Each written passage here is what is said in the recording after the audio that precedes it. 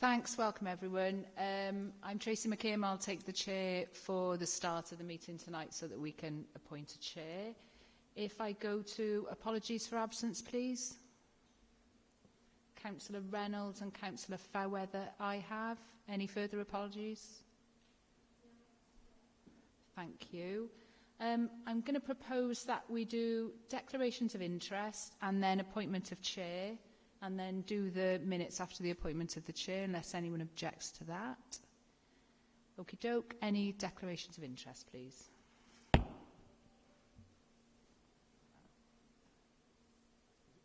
Okay. And nominations then for the role of chair of the committee.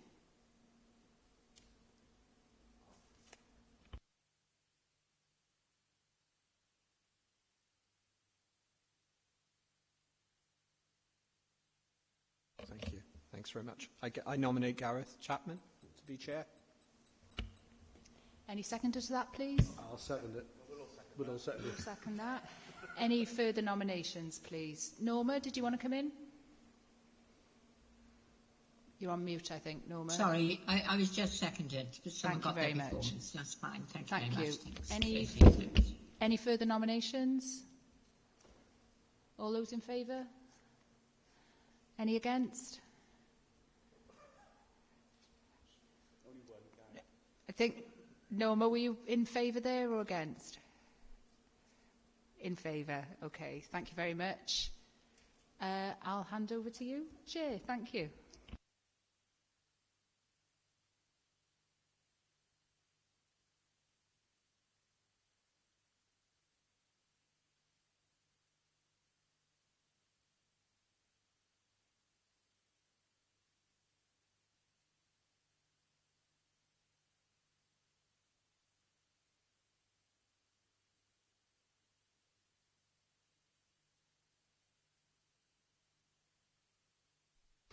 Okay, can I just thank the members for that nomination.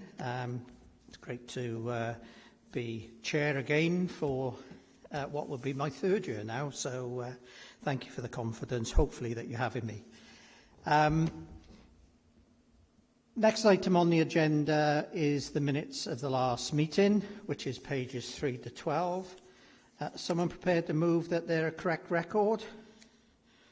Thank you. Do I have a seconder? Oh, Norma, have you got any issues? No, correct record. Good. Seconder, yes, thank you. Anyone against?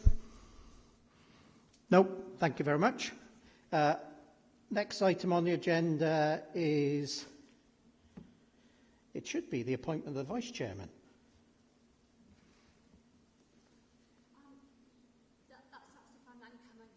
Is that okay? Lovely. Okay. So, appointment of Vice Chairman. Do we have any nominations, please? Chair, I'll nominate Don Reid. Thank you. We have a proposer of Don. Do I have a seconder? Norma, thank you. Are there any other nominations?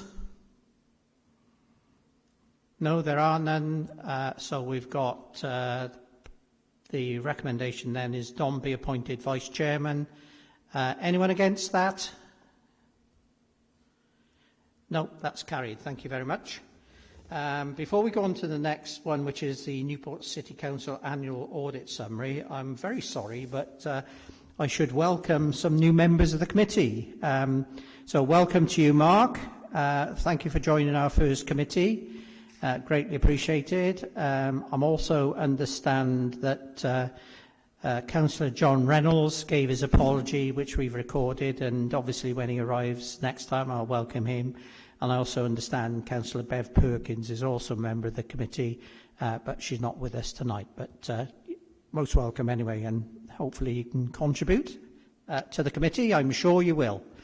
So the next item on the agenda is the Newport City Council Annual Audit Summary, pages 13 to 18. Is that you, Sarah, or? Thank you, Chair. I'll come in as Matt Edwards. Thank you, Matthew. Yeah, thank you, Chair. Good evening, members. Good to see you all. I'll take it that the paper's been read, so I'll just briefly introduce it, but happy to take any questions. So really it just summarises the audit work that Audit Wales have completed at the Council since the last annual audit summary was issued some 12 months ago. And there shouldn't really be any surprises contained within the summary, because really it just summarises the key messages that previously been reported to Governance and Audit Committee, covering the Auditor General's key duties, mainly on the accounts and performance work. I won't take you through any detailed aspects of it. The only things just draw to your attention on page 15 of the pack, the penultimate bullet under the accounts section does refer to the fact that a separate report will be issued to the Council in due course, summarising the outcome of the work we'll undertake on grants and return certification. And that report is indeed with you today under item 7 of the agenda pack that you have before you today. I'll leave it there. Sarah, is there anything you want to add from the performance side in particular? Only to say that I think some of the reports that are listed there are going to be coming to the Audit Committee in July, and I think some of them were referred to in the previous kind of regulatory review updates. I'm sure Tracy will correct me if I'm not quite right on that, but that was my understanding. So, thank you. Thanks, Sarah. So, Chair, back to you. That's right, Sarah. Thank you. Thank you. Thank you, Matthew and Sarah. Are there any questions on the report? Don? Yeah, thank you, Chair. I just wanted to ask a question on page 16 of the pack, where you're talking in terms of digital strategy, and the point that you're making is that the council has not had it fully costed in terms of the wide range, but it is not fully costed. I wanted to know in what way is it not fully costed, how has that been relayed to the officers, and do the officers agree? Do you want me to come in there, Chair? Yes, Sarah, thank you. So that is one of the reports that is going to be coming to the July Audit Committee, the Governance and Audit Committee, so there'll be an opportunity for us to go through the findings then, and I understand the Council's also bringing their kind of response to that. In terms of the process we've gone through, the report was cleared with the officers. The report has been agreed and finalised, but yeah, it's probably makes sense once you've seen the full content of the report that we can go into some of that detail, if that's okay.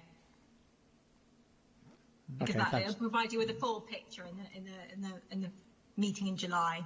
Yeah, thank you, Sarah. I think for Don's question, it'd be worthwhile having the relevant officers here as well as Tracy. So when we get it here, then obviously some of the questions you can answer and be posed to you. But until we get the report, I suggest we wait.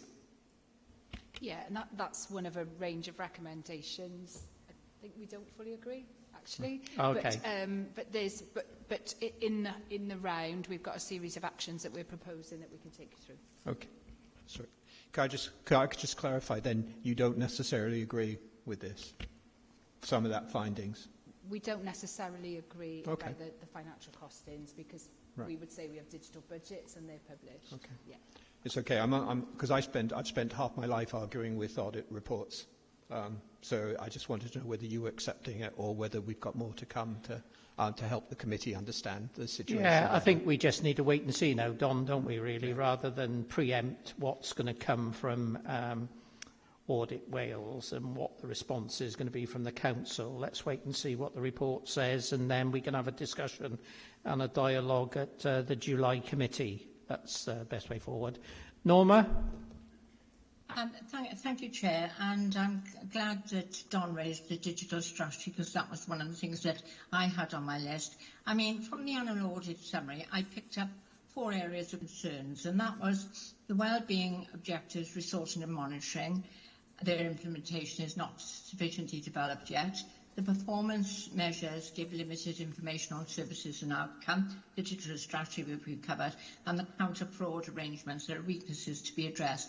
Now, I don't know what exactly is, I can't recall what is actually coming to the July meeting, but from our point of view, those were the 4 areas of concerns that I identified in the reports and things that we need to be focusing on.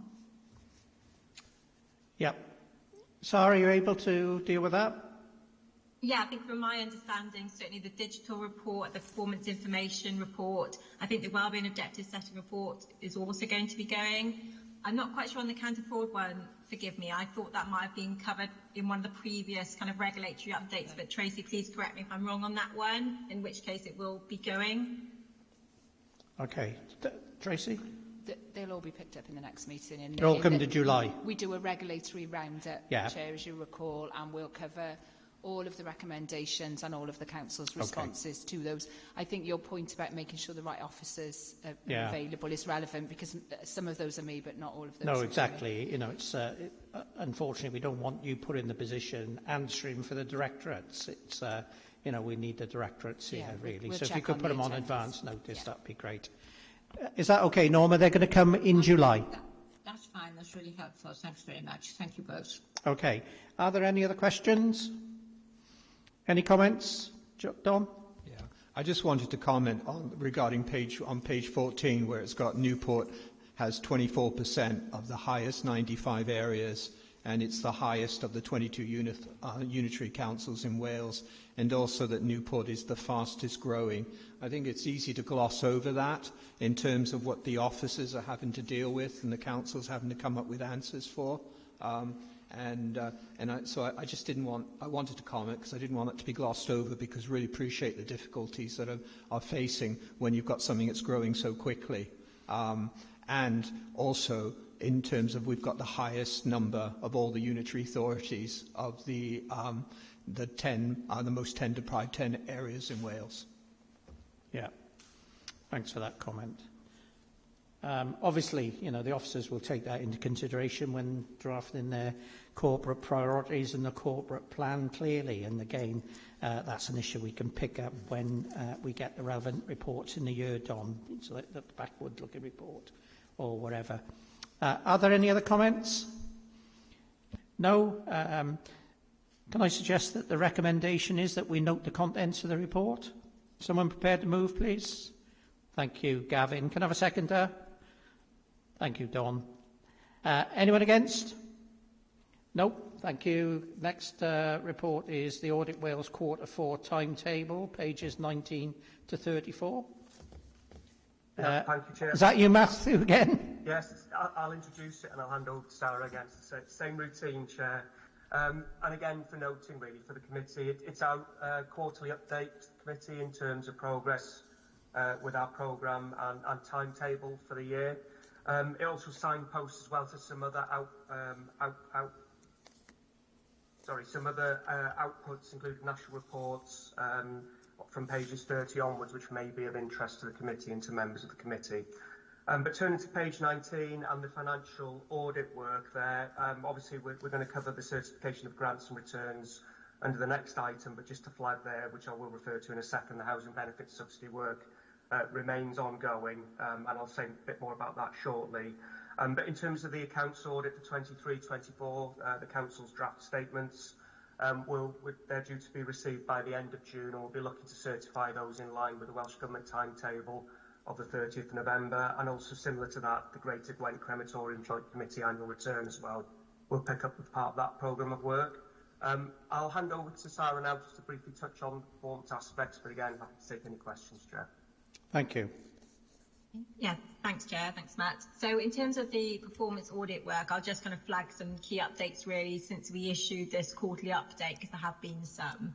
So we have, as we kind of mentioned in the previous item, we have finalised a number of reports in the last sort of 6 months or so.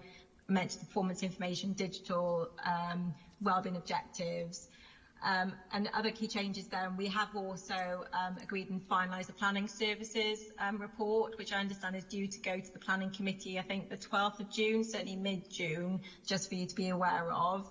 The corporate safeguarding work, that fieldwork is underway. The thematic reviews, where it says thematic reviews, just to clarify, that means we're doing that piece of work across all 22 councils. The one we're doing at the moment is financial sustainability, so that work is underway. We're hoping to get the reports out in the next couple of weeks on that one, and there will be a national summary report as well on the financial sustainability piece of work. And the other thematic review that we're doing this year is around commissioning, and I understand the project brief has been issued, and we're looking to do the fieldwork over the summer. So yeah, the key one was to say that the planning services report has now been finalised. The other update then in the local government studies on page 23 of your pack is to make you aware that the governance of special purposes authorities, the national parks, has now been published. So that's an update since we issued that to you, but happy to take any questions on any aspects of that. As I said, many of those reports are coming to the July Audit Committee. Thank you, Chair. Thank you, Sarah. Any questions? I apologise, I'm going to go look behind because I haven't got a screen in front. No, there are no questions. Can I just ask, Sarah, on the report itself, we've got various final report issued when we were discussing about the performance information, setting the wellbeing objectives, counter fraud, and we said that's going to come to the July committee. The timetable for those was 2023, wellbeing April 23, February 23 for counter fraud. I'm just wondering whether when this report comes out, where it says the final report issued or the final report published, is there any chance that Audit Wales could actually put a date of when that was done, so that actually we're, we've got a final report issued in February to September 23 for the performance information. You said it's issued, but when was it actually sent out? Yeah. Sorry, of course, Chair. Sorry, just to respond to that, Chair, yeah, of course, we'll take that into account for the next quarterly update, and we can make that clear. And where we publish the reports, we also include them on our website. But yeah, we'll make that clear in future updates. Yeah, that's lovely. The other question I've got, where it says, obviously governance in fire and rescue authorities, while South Wales Fire and Rescue are in special measures or whatever they're in now, and North Wales are similar, it says fieldwork planned at Newport City Council, no. Is there any reason for that? Because obviously Newport City Council will have had an elected or two elected representatives on the Fire and Rescue Service. So when you're looking at governance, they actually form part of the governance of the Fire and Rescue Service. So is there any reason why the elected representatives from the constituent authorities are not being dealt with or whatever? Chair, if I may have to just double check the methodology for that piece of work and come back to you via email or out of committee on that one, because I wouldn't like to say one way or the other at the moment whether the fire and rescue kind of representatives are being engaged as part of that review or not. So if you're okay, I'll come back to you. Yeah, no, that's okay. It just seems strange that the whole governance of fire and rescue rests with the constituent authorities. Not necessarily now, because obviously they've been replaced by the commissioners.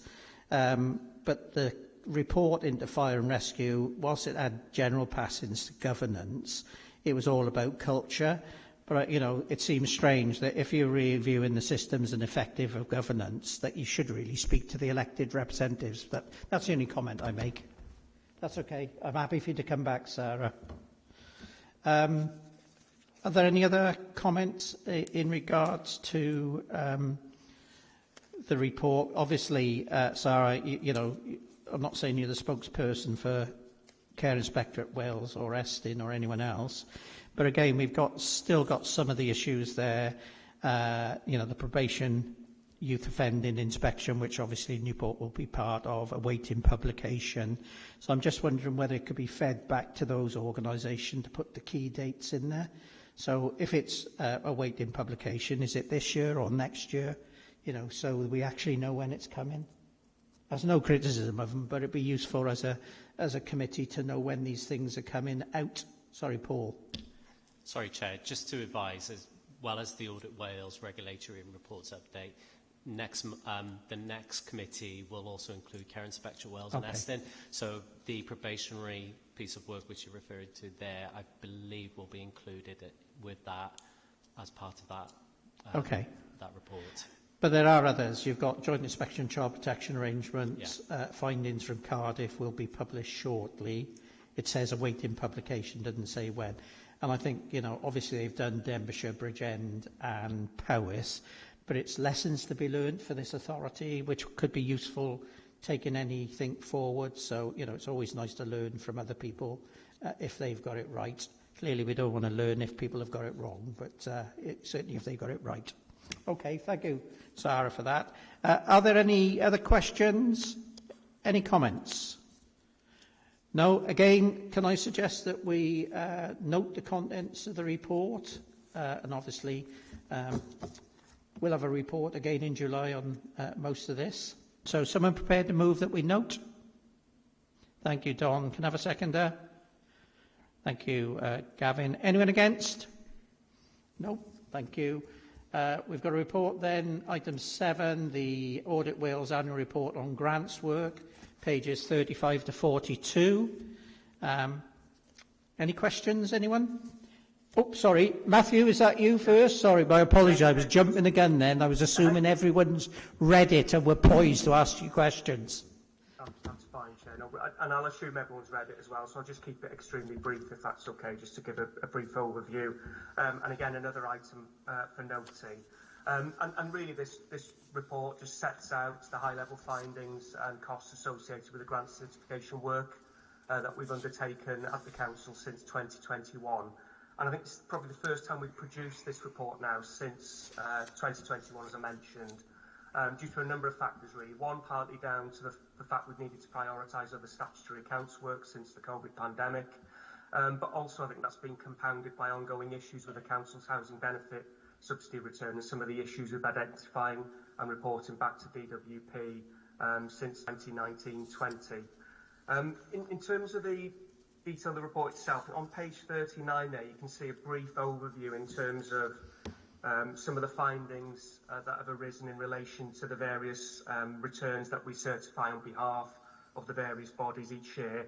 And the one, as I mentioned, that stands out is the housing benefit subsidy return that have either been amended and qualified since 2021. The 22-23 work is ongoing. I think we've had to pause that now as we turn our focus towards the NHS statutory accounts deadline.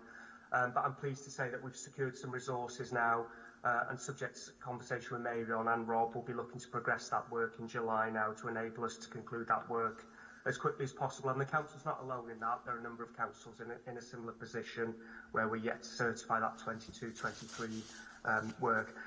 The other thing just to flag as well, you'll see within the report there are quite small amounts referred to. So, for example, on teachers' pensions in 21-22, there was a small adjustment of £11 there. And that's because we don't apply the concept of materiality when certifying these returns. The grant-paying bodies, and in this case the Teachers' Pensions Agency, require us to report any errors over a penny back to them. So that's the reason why we're flagging some fairly minor adjustments in some cases. Just turning to the costs on page 40 of your pack, you'll see there that the costs do fluctuate each year. And again, the housing benefit subsidy return is the biggest element of those costs. And I think it's probably fair to say that due to the issues we've identified with the housing benefit subsidy return, the costs for the Council are consistently above the average when we look at the costs to other authorities. So I think what that does illustrate really is a need for the Council now to look to resolve some of the issues we've been reporting back to the DWP for a number of years. And a flavour of those really are set out on page 41 of the report, of your pack there that you can see. And in particular, I think that the work that we've identified, notwithstanding there is a cost to that, we've actually identified a net gain in subsidy receivable that's been payable to the Council from the DWP of nearly 300,000. So again, I think it just illustrates that whilst we've put a lot of work into this, and officers do as well within the Council, that work has resulted in additional net gain in subsidy to the Council. Just finally, you can see some of the issues in paragraph 15 there that we've identified, mainly around the accuracy of underlying evidence behind aspects of the housing benefit subsidy return. And much of that information is the information collated by Housing Needs team, and how that then informs the work in terms of the subsidy itself, and discrepancies or errors within the data that's been used that results in errors within the return. And finally, just errors in classification as well, or the calculation of certain costs, which again can impact on the subsidy that's payable to the Council. I'll leave it there, Chair, but I think, well, it's just one final point actually, if I may. The DWP require us to follow up on these issues each year, and it actually increases the work that we're required to undertake, and also officers at the council in terms of supporting that work as well. So I think there's a real incentive there for the council to address some of these issues that have been reported to the DWP over a number of years now. But I'll gladly take any questions, Chair. Okay, thank you, Matthew. Are there any questions? Oh, Norma? Thank you, Chair. I did have some concerns about this report, and thank you, Matthew, for that good explanation of it. I mean, this is actually costing, from what I can work out, the council unnecessary expenditure. And again, you know, there's a series of errors. So I really want to know what is actually being done in this area in terms of management, training and supervising staff, because we've picked this up in other areas of the council previously. It seems to me it's often an issue of management training and supervising their staff, you know, because it's not acceptable to have this number of errors. We're above the average, I think Matthew said. I think that's right, Matthew, isn't it? That's right, and you're not alone in this. We do identify issues at other local authorities as well, across Wales. So, yeah, and quite often, in particular, the housing subsidy return is very technical in its nature. So, you know, it's a high-risk audit from our perspective in terms of some of the issues we're likely to identify within them. And as I say, there are issues across Wales in respect of this as well. But I can see Megan's got his hand up. Okay, thank you, Matthew. Yeah. Marion? Yeah, thanks, Chair. I mean, I've taken this up with the Revs and Bens manager and the benefits manager, or the team leader that works for her. It is a huge grant claim.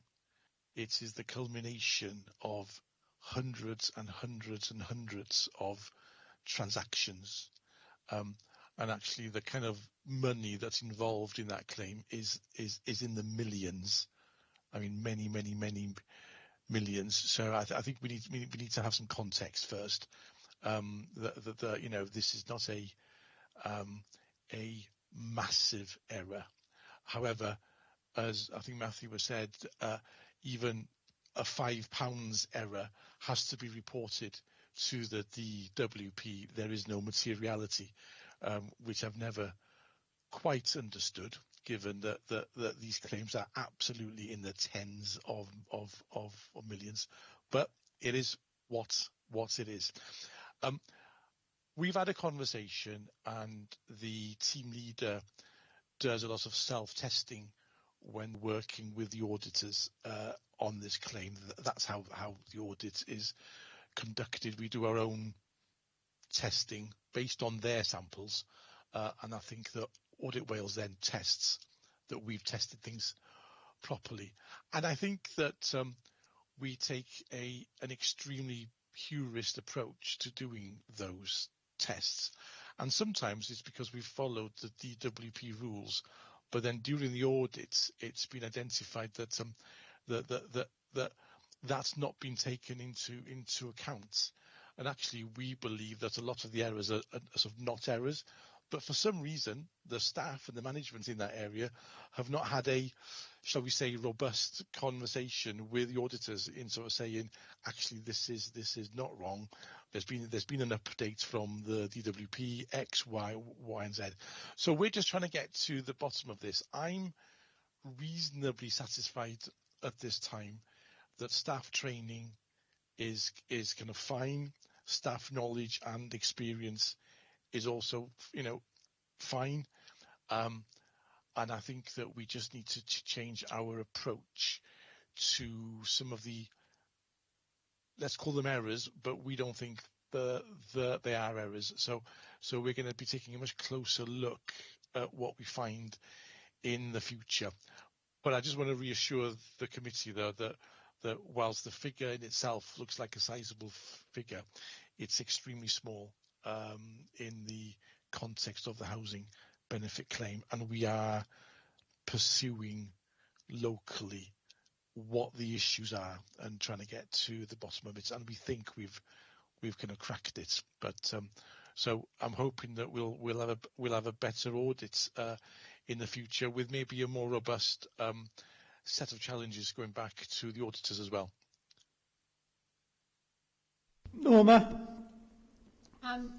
Thank you, Chair, and thank you, Marion. I think it's useful for you to outline the context, and I think that is really helpful. But I think there are some issues as a council which you recognise in yourself that need to be addressed. And I think as an audit committee, it would be good to have the assurance. And I take your point about the errors. But there again, we're about, and Matthew has said it's quite common with other local authorities in Wales, but we are above the average. Yeah, So, I can only comment to you that we're taking it seriously.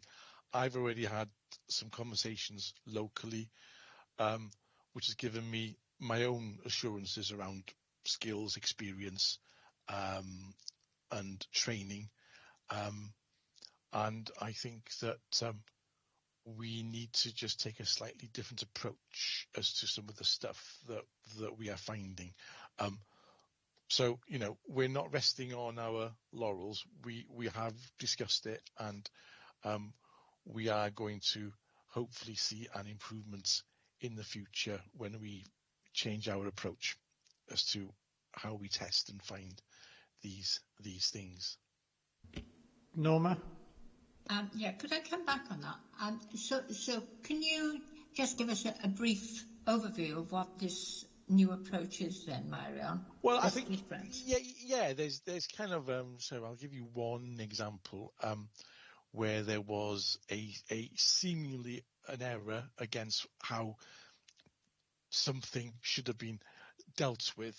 However, when you speak retrospectively to the team leader there, he's going, yes, but DWP issued an instruction that X, Y, and Z was going to be an acceptable way of dealing with it. To which the question is, well, it's not an error then, is it? Well, he said, I guess it's not. I've been a bit too purist about it. However, of course, because he's agreed, possibly in error, that something that they've done was incorrect, it then stays as an error. So we are working through what all that sort of means. And I suppose what I'm saying is some of the errors may not be errors, but they weren't challenged or dealt with appropriately during the audit. So the audit concluded with these things as being errors, and actually retrospectively, we don't think that they were. I think there will be lots of other situations where maybe there are kind of errors and everybody agrees. As I said, the housing benefit claim is the culmination of a huge number of transactions, and the lack of any materiality means that you're always, as Matthew said, going to find issues with it. So, we can't do much about that. The error rate is low, and we're hoping that with that new approach, it'll be even lower still in the future. But it is on the agenda. It's being actively discussed internally with the benefits team or the team leader, because we want to try and get this sorted as best we can. Thank you, Marion. Dom? Yeah, I've got on the page 40 where we're talking about the cost to the council consistently above average. I've got real problems with the word average. What does it mean? And how is it being used in this time? I think it's a poor use of words myself. And how are you defining it? Is it connected with the fact that Newport's got 24% of the 95 areas deprived in Wales? Is that connected? And if however average is defined, how far above are we? What does it mean? How does it match? And are we comparing like to like? Are we saying all 22 unitary authorities are all oranges? Or are we saying they're slightly different, which is going to have an implication? Because I think the statement in the report is quite damning But I'd like to drill down on it and find a bit more about it, and I wish there was a bit more concrete about it so we could actually find out what the reality is. Because as it stands, average, I think, is quite glib, and it doesn't help me understand the report. So my question is what does it really mean? Do you want me to come back in there, Chair, and respond? Yes, please, Matthew. Before Maureen comes, Matthew, it's your report or Audit Wales report. So. Thank you, Chair. Thank you, Don, for that question. I think the purpose of that statement really is just to contextualise the level of the fee, basically, and I think it comes back to the conversation we've been having that the fee for Newport City Council in terms of the housing benefits subsidy element of it is certainly higher than the vast majority of other local authorities. So I think what we're flagging here is the context of the quantum of the fee is well above the average in terms of what we'd see across those. You talked about the levels of deprivation, etc. as well. I don't think there's any sort of direct correlation between the audit fee here and the levels of deprivation in Newport per se. The work that we undertake is to ensure that the subsidy rules that the DWP require the council to follow have been adhered to. So it's quite technical in its aspects, so it doesn't necessarily reflect the wide demographic issues that the council's facing. Is that okay, Tom? Yeah, I guess in terms of when you're looking at the areas, are you telling me that all the councils basically are having the same number of claims against the money? Is that what you're saying? Well, the number of claims varies depending on the size of the council and obviously the number of claimants that live with it. So I think what I'm trying to explain is that obviously we're required to undertake certain procedures to enable us to report back to the DWP. And those procedures would generally be fairly comparable. The key difference maybe is where a local authority, for example, hasn't got a housing revenue account. Council properties, they've been outsourced, so that we may undertake less work at those local authorities. That's the only reason why there may be comparable differences between them. Okay, thank you. Myron, did you want to respond? Only a quick one. I agree with Matthew there. I think the size of your housing benefit spend is probably it has an impact, but I don't think it has a direct impact because this is time spent on testing, etc., in line with what the DWP wants the auditors to sort of test.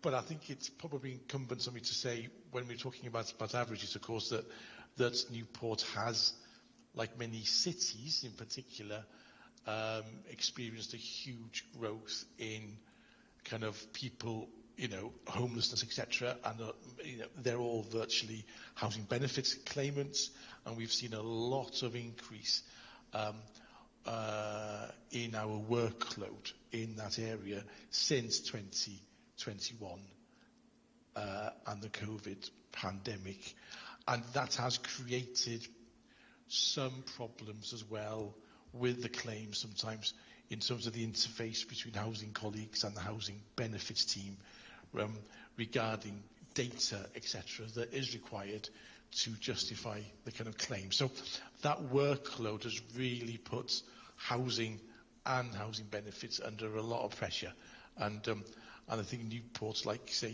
Cardiff and sort of other urban areas have really struggled to sort of manage that kind of workload over the last 4 years or so. But so the fact that we've got through it and the error rate is still not acceptable but reasonably small is a positive. But I think that workload issue has had an impact as well. Thanks, Marion. Gavin? Thanks, Chair. It was a question from Matthew. Marion said that we're doing, there should be some challenges back to the auditor, to Audit Wales, when they're going through and looking at some of the perceived errors. What are we doing differently to other authorities in order for there to be this sort of differentiation? And if not, then why are we being treated differently? Yeah, thanks for that question. I think the first point to say is that I'd suggest you're not being treated differently. The rules we're required to apply and follow when assessing the subsidy returns on behalf of the DWP are quite specific. Now, I think as part of the introduction explained that this area of work is quite complex, it's quite technical in its nature, and it's not unusual for auditors and housing benefit officers to disagree with the interpretation of the regulations and the guidance and the rules that govern the compilation of this claim and the subsidy. What the DWP requires to do where agreement cannot be reached is that we're required to report that back to them, and then they take their time, sometimes a year or so, 2 years in some cases, where they will then form a view and agree with the auditor's view or the officer's view, and then the guidance then is updated to reflect that, to clarify those areas. So it's not unusual for us to reach that position. And as I say, the DWP require us to set out any instances where councils or the auditors don't agree, for them to arbitrate, to basically inform a view on those. Mark? Yeah, thanks, Gareth. Just a couple of comments really on those recommendations on page 41. The concerning bits for me are around the fact that sort of these have been going on for a number of years and we sort of don't seem to have been able to get a grip of them. So sort of echoing Norma's comments really earlier.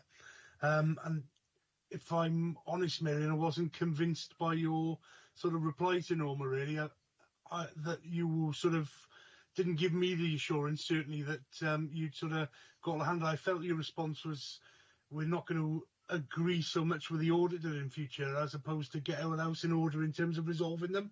And I'm sure you didn't mean it to come across like that, but that's certainly how I took it a little bit. So that's just sort of my general comment, I guess. Chair, just to say, that's absolutely fine. I mean, as I've said, we are talking about this internally and seeing what the underlying issues are. I think, as Matthew has just explained, the audit does include a series of conversations between the officers and the auditors regarding the findings.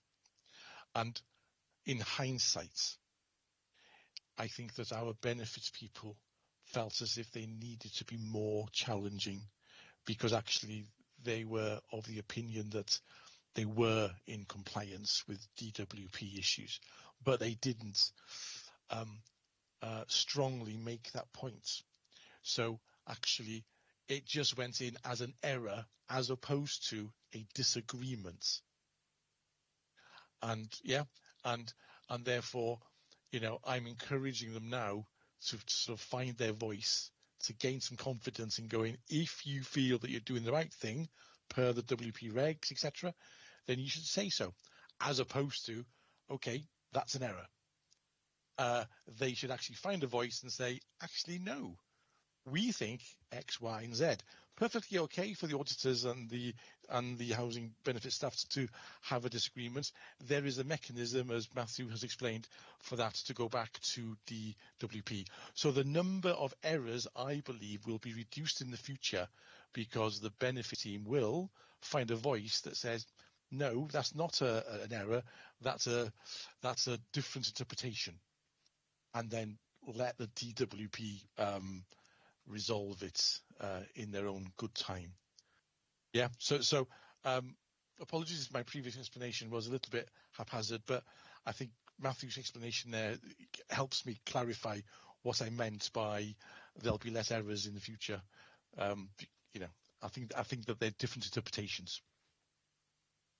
It definitely does. Yeah, thanks, Miriam. Cheers. Okay. Thanks, Chair. Okay, that's great. And thanks, Norma, Matthew, for giving me that opportunity to clarify. Norma, you're on mute.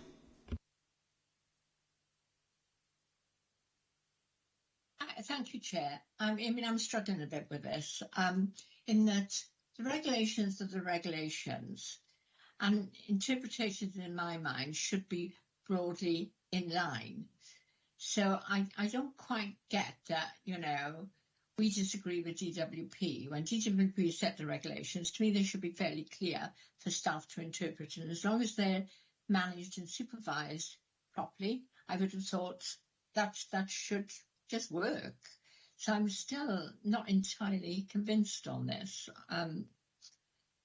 Yeah, I don't think there's any point in spending, any more time on it, because I think it's been discussed further enough. But I still have a niggle about it, and it'd be really interesting to see whether the performance of the council does improve in the future as a result of what Myron is saying. But to me, it still doesn't sound quite convincing that staff are interpreting the regulations in a way that they need to challenge DWP.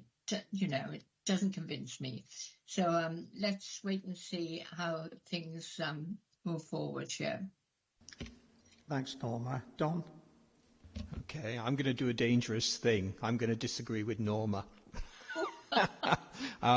I've got people who run with business models where this is their livelihood, working on the differences between different organisations, interpreting things from HMRC and from DWP.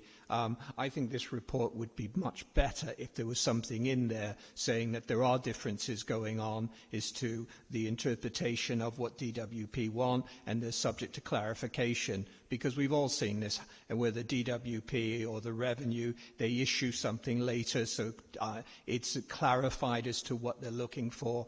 But often it has to be challenged, and there will be differences, or the accountants and all the specialists wouldn't have businesses. So I think it would be great to revisit this when we've got some clarification, so we find out exactly whether the situation is bad or whether the interpretation meant that it's 50-50 or whatever. So I think it would be good for us to revisit this, but I actually understand exactly what Marian's saying and actually agree with it. Is there any more questions? I've got a question. Matthew, it just goes back to what Don raised about consistently above the average. Obviously, Newport's fee is 35,000. Can you say what the average is in Wales? Because I think that's what we need to know. Is it 30,000? Is it 28,000? Is it 20,000? What is it? Because for me, and I'll deal with it in the comments, clearly, if we could get this right, then the fee would reduce, I would hope.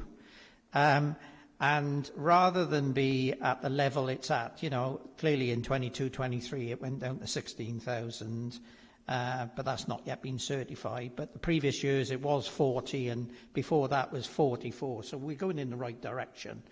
But it's getting it right and getting it done right at the right time, so that these errors can be picked up accordingly. So I'm just wondering what the average fee is.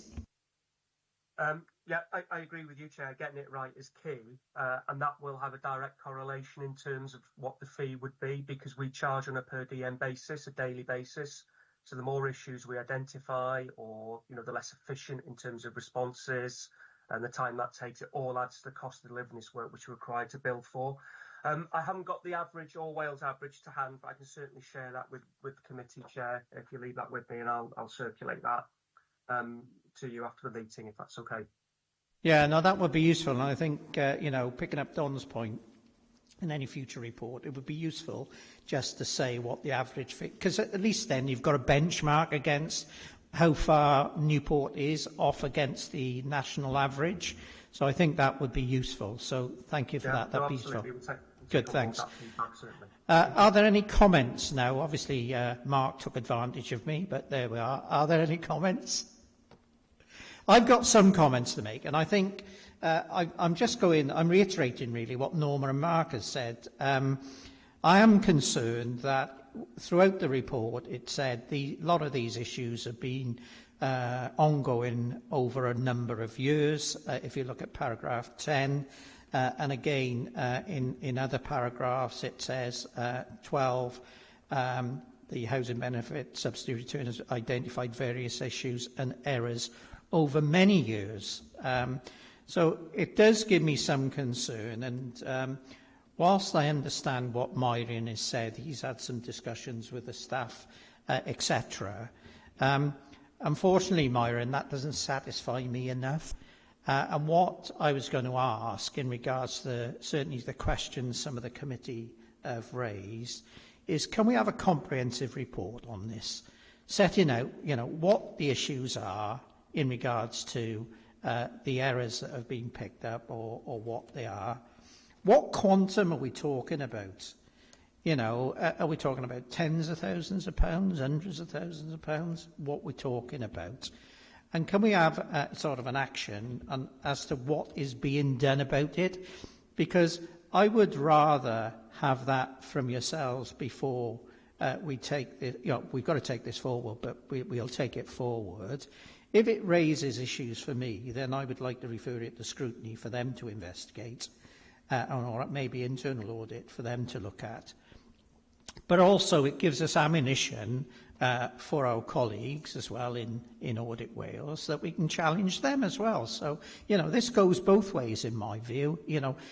We're here to improve the lot for Newport City Council. We're here to improve the lot for the citizens of Newport, and I think it goes both ways. And if we can improve, then hopefully Matthew will come back next year and say, well, your fee's been reduced because you've actually taken positive action to address these issues, and thank you very much for doing so. So my recommendation is, whilst we note the contents of this report, we get a full report from whether it's Myrian or the Housing Benefit Team or whoever it is, to set out what the position is, warts and all. So let's have it as open as possible we can. Let's find out what the quantum is. Let's find out what the issues are, and then obviously we can deal with it. I don't know whether members would support that, but clearly that's my view. We've been discussing it tonight. We don't know what we don't know. And I'd rather start from a premise that we have a report, which I assume Paul and Tracy wouldn't normally get as part of the regulatory report on this, and let's deal with that head on, and we can make some progress then as we go forward. So that's my recommendation. Firstly, we note the contents of the report, and then we have a comprehensive report from Myrian or the housing team, to set out exactly what the issues are in this area and how we're working towards resolving them. If we're reducing presumably their overpayments or whatever, then that's more power to our elbow and then more money back into the public purse. Do I have a seconder for that? Thank you, Jason. Anyone again? Oh, Norma, sorry. You've supported that, Norma? Yeah. Okay. Anyone against? No. Okay. So have you got that, committee clerks? Lovely. Thank you, Matthew, again for that. Thank you, Chair. We then go on to item 8, the Q4 23-24 Corporate Risk Register update. Tracy?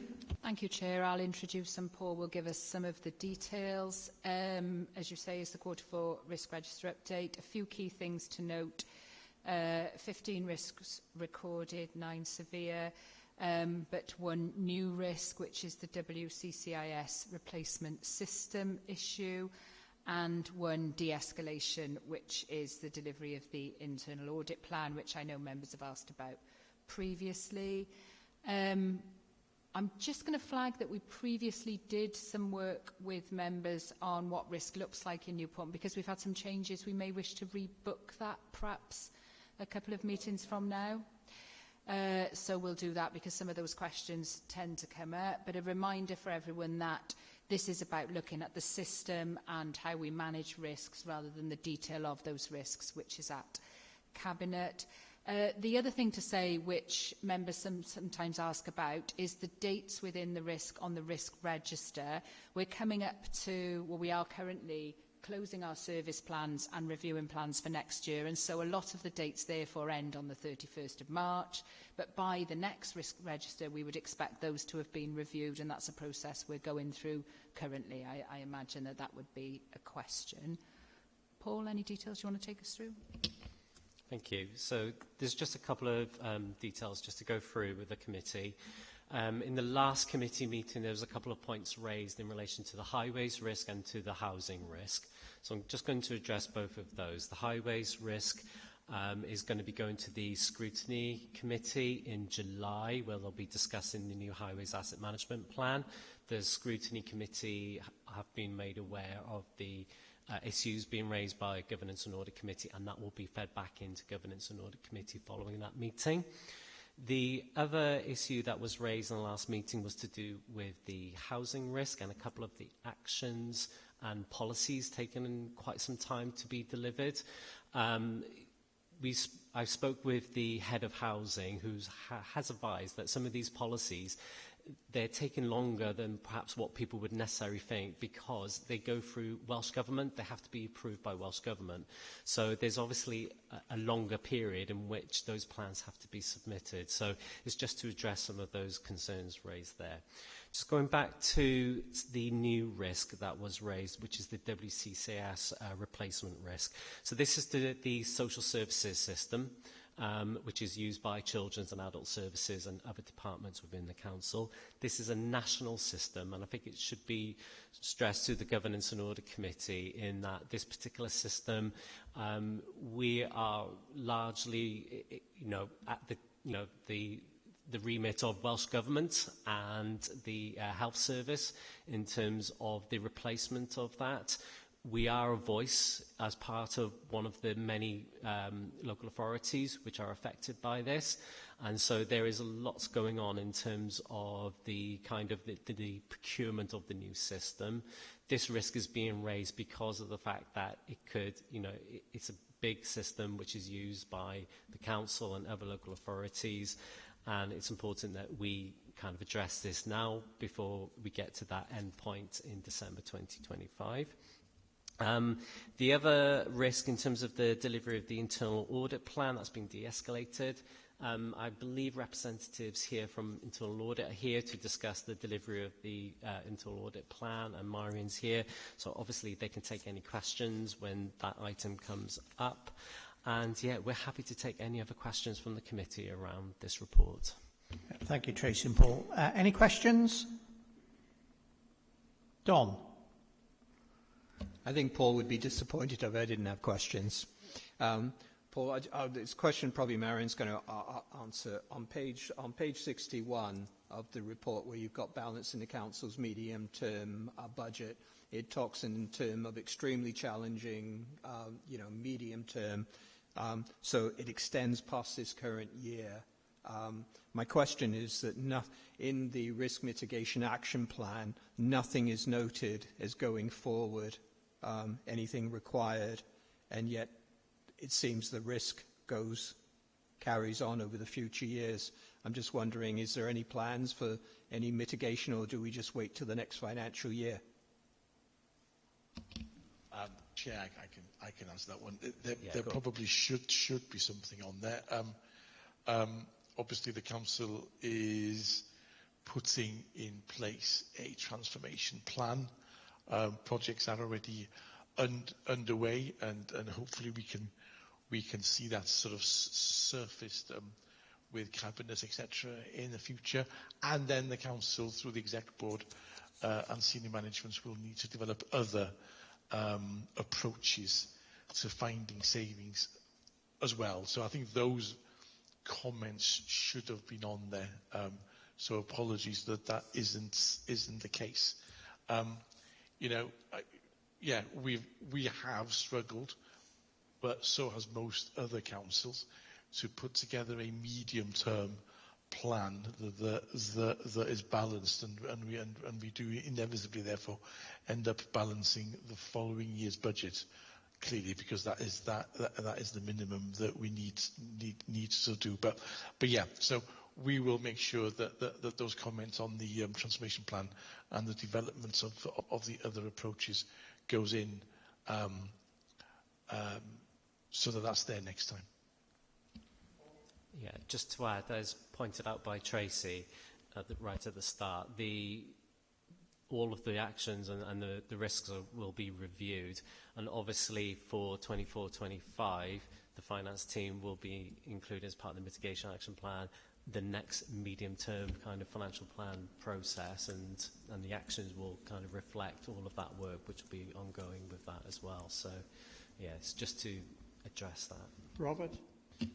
Yeah, I think Paul's just said something similar to what I was going to say. Obviously, Don, when you're looking at the risk mitigation action plan, it is backward looking, but a lot of those same actions are the sorts of things we do on an annual basis. So yeah, they will more than likely reappear alongside other mitigation actions as well. Mark?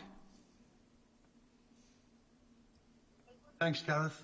I just wanted to make a point on page 75, the pressure on adult services as part of the risk report. Given that we are shortly or replacing both the director and the head of adult services, both together, basically imminently, I just wonder whether that factors in, because the sort of mitigation arrangements are a new structure with a director and 3 service areas, but given both those points, it ought to have some focus over the next 12 months, I would say. Okay, Tracy? Yeah, thank you, Chair. Thank you, Councillor. Important points. I mean, what I would say is both recruitments have been completed already, and the Director of Social Services will start just before the existing Director finishes, which is probably unusual, but we've taken that step to assure that position, because it is important that those key posts are in place. Any other? Jason? Yeah, thanks, Chair. Just on page 52 on Appendix 2, where the Chief Executive on Education, you've got, it was a total of 5 risks from quarter 4 risks, and you've got 1 risk then which is decreased in quarter 3. What is the risk being decreased? Because I can't see, Sorry, which? Page 52 on Appendix 2, with the Chief Executive on Education, you've got total quarter 4 risks is 5, and then you've got a decrease on quarter 3. What is the decrease of the risk? Yeah, it's a service risk, and I believe it was to do with their placements. So it's a service area risk. So this wouldn't be reported to this committee. It's a service risk, and that risk was in relation to the kind of the long-term placements, so the modelling, and in terms of against the population, etc. And so that's been decreased because they've got a good sight in terms of what's happening going forward. Okay. Any other questions? No, I've got a question. Paul, I'm pleased that Wickes is on there. Wickes has been known for some time that it's going to come to an end, and clearly the 18 months are trotting on now. Can you just confirm, you mentioned it's a national system, so do all 22 authorities and 8 health boards use it? So to clarify, not all local authorities use it. What we understand from speaking with the Director of Social Services is that within the Gwent region, we are working together as a region to look at what alternatives there will be, and that is feeding up into the national kind of review at the moment. Our understanding at this point in time is that it's going through Welsh Government in terms of funding and in terms of finances going forward. So we are at the mercy in terms of awaiting decisions at a high level in terms of what happens at the next stage. Okay. Any other questions? Any comments? Don? Thank you, Chair. It was a comment on the pressure on housing and homelessness services on page 77 of the pack. This is an incredibly difficult area, you know, that's not been made by the legislation changes, and I guess my comment is this is an area of huge concern, I think, for Newport, and, you know, it's been touched on before. So in it, there's almost a question to you, Chair, as well as to whether we would be in our remit to ask for a report on this, because I just think it's such a big risk area, and as to whether that would be something which would be in our remit, or you're going to tell me it should be in another place. I'm sure if Rhys was here, he'd give us an answer to it. My view is, yes, we could ask, because if we're not given the assurance by the mitigation measures or the risk, you know, which is set out, I would have thought it'd be fair and reasonable to get a report to provide us with that assurance moving forward. But clearly, what I don't want is to step on the officer's toes here, to tell me that we can't have it. But I would have thought, given that we're seeking assurance, and Don is saying we haven't got the assurance at the moment, that would be only fair and reasonable just to have a report to cover that point. Tracy? Thanks. This has come up before, so I know, and I should have given Rhys his apologies, by the way, so apologies for Rhys, that this would be a matter for scrutiny and is in the scrutiny end of year report. So, and not to double it, but there might be something in just ensuring that for information that's provided to the committee, what the discussion at scrutiny covered. I think that would probably be a useful way to go with that. Okay. I'm happy with that. It's just to provide that assurance. It may be in another committee, but if we've got concerns, then our role is to challenge that constructively. And I think, if we could get that, that would be very useful. We'll arrange for that to be sent. Lovely, thank you, Tracy. Any other comments? The only comments I make on WICIS is that clearly 18 months is a short time scale to get this in place. Obviously, it's pleasing to hear that the Gwent authorities are working together with the Health Board.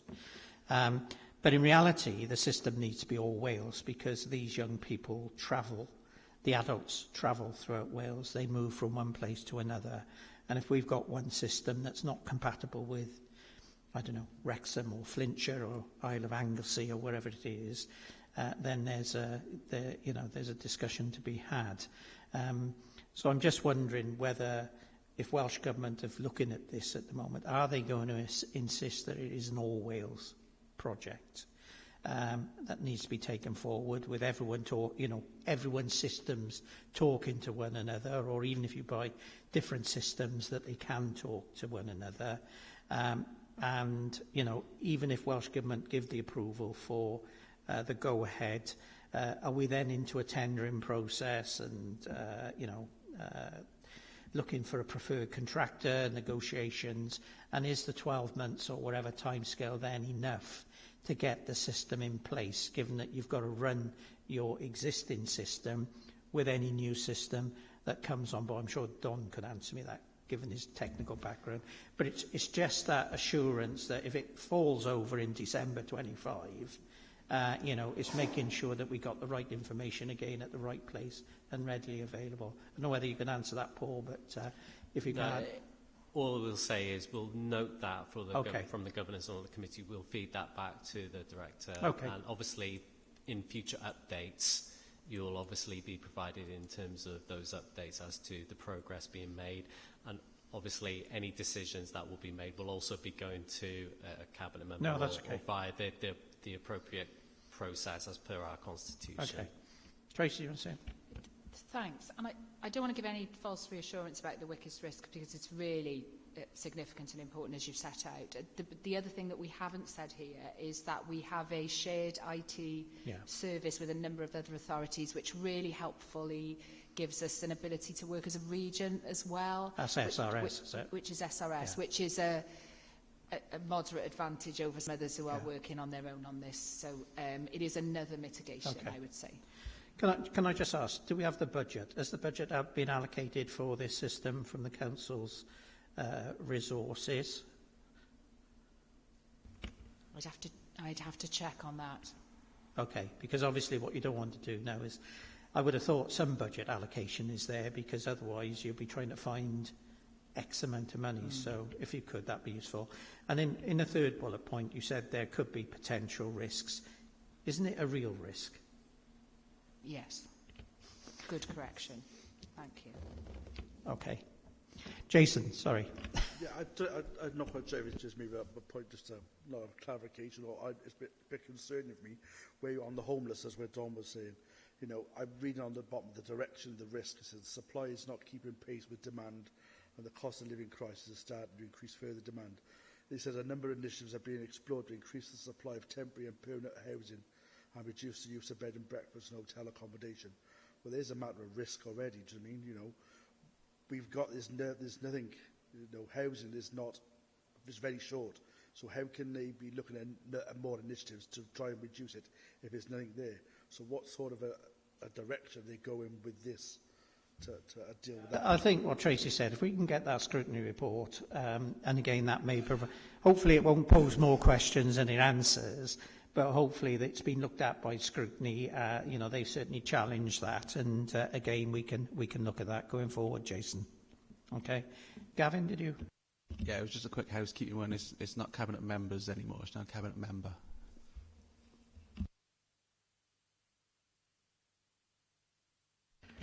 Okay, so presumably the recommendation is that we consider the contents of the report, which we've done, assess the risk management arrangements for the authority and provide any additional commentary or recommendations to Cabinet. Clearly the committee clerks will pick up the additional recommendation, as will you, I'm sure, Paul. And someone prepared to move then that the points made be picked up and referred to Cabinet? Thank you. Can I have a seconder? Thank you, Norma. Anyone against?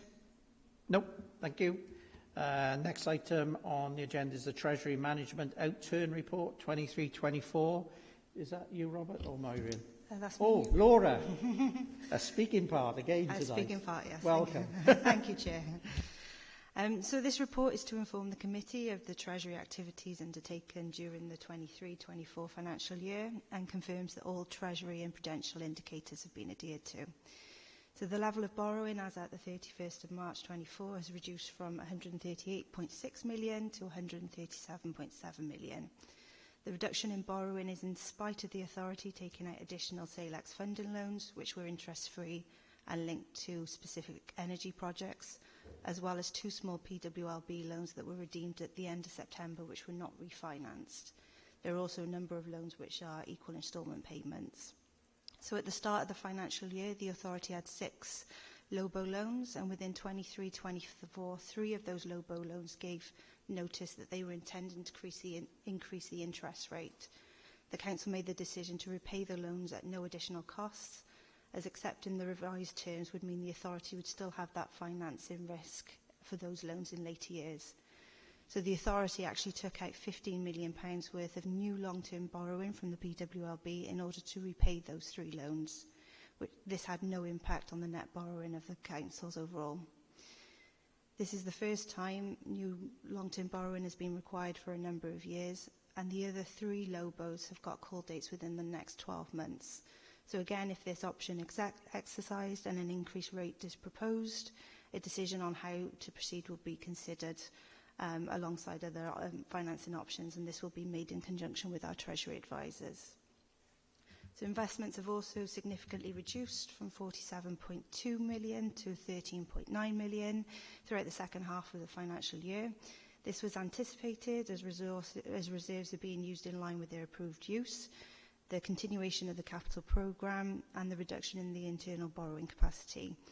So as demonstrated by the liability benchmark in this report, the authority has an underlying short to medium term need to borrow, which is currently anticipated to crystallise during the 24-25 financial year. So the lower level of investment balances compared to the previous years is a clear indication of this borrowing need starting to crystallise. So aside from the LOBOs, which could potentially see interest rate rises, all of the external borrowing is on a fixed rate basis. Therefore, the intention is to hold off undertaking any borrowing until absolutely necessary.